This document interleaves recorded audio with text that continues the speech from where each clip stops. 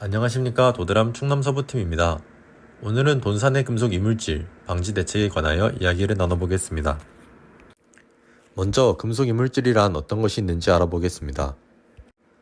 흔히 볼 수 있는 이물질로는 주사침, 코걸이, 그 외 금속 물질들이 있습니다. 이러한 이물질은 추후 돈육에 잔류되어 식품에 큰 위해사항이 될 수 있습니다.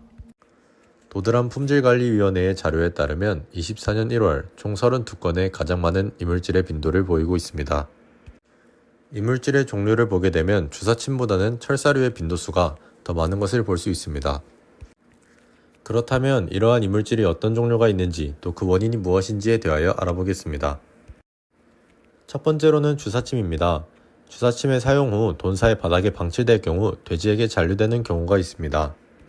두 번째로는 철사입니다.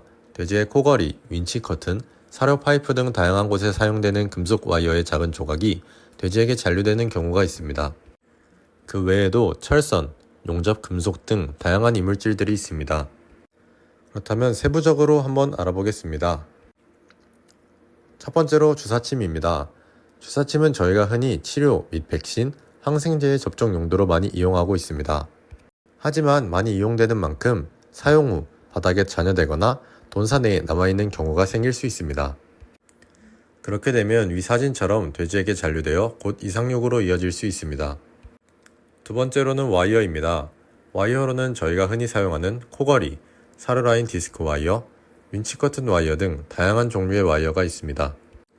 하지만 위 사진처럼 관리가 잘 되지 못하는 코걸이, 오래된 와이어의 부식, 와이어의 손상 등으로 인하여 이물질의 원인이 될 수 있습니다.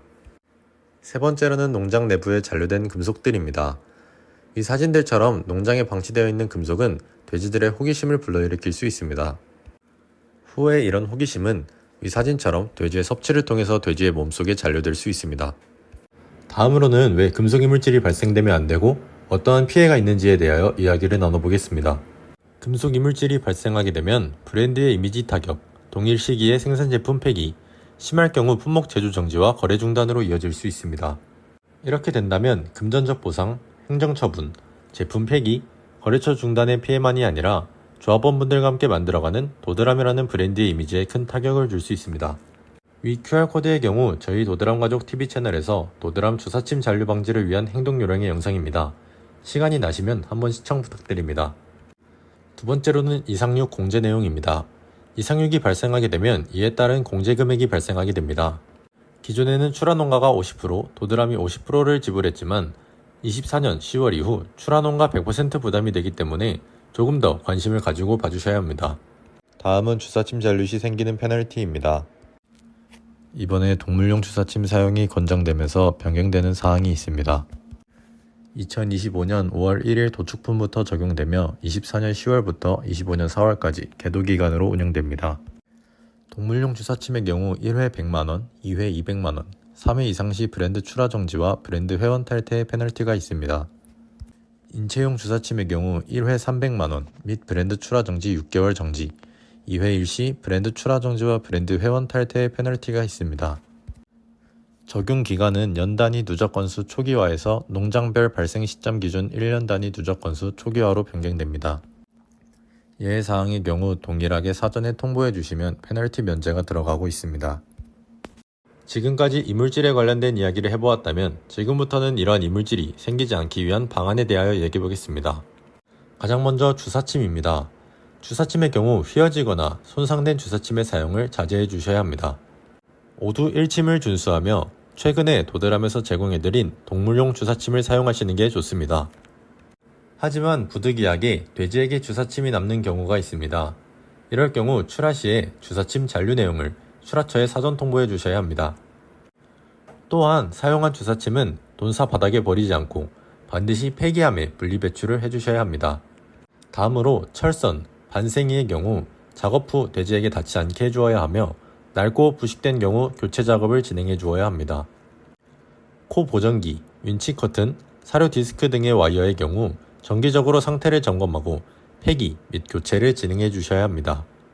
다음으로 농장 내 돼지의 이동 경로에 금속 잔류 위험성이 있는 물질은 치워주시는 게 좋습니다. 또한 금속 물질은 반드시 돈사 바닥에 방치하지 않고 분리배출을 진행해 주셔야 합니다. 마지막으로 시중에 사용되는 자석 청소기에 대하여 설명드리겠습니다. 자석 청소기는 위 사진과 같이 생겼으며 영상으로 한번 보여드리겠습니다.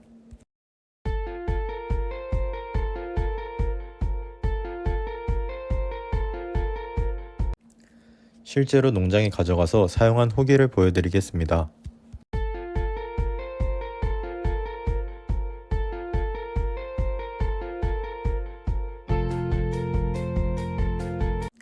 실제로 농장에서 이용해 보았을 때 위와 같은 이물질들을 볼 수 있었습니다. 이번에는 어떠한 물질들이 이 자석에 붙는지 실험을 해보았습니다. 실험 대상으로 주사침과 다양한 금속들을 두어 보았습니다.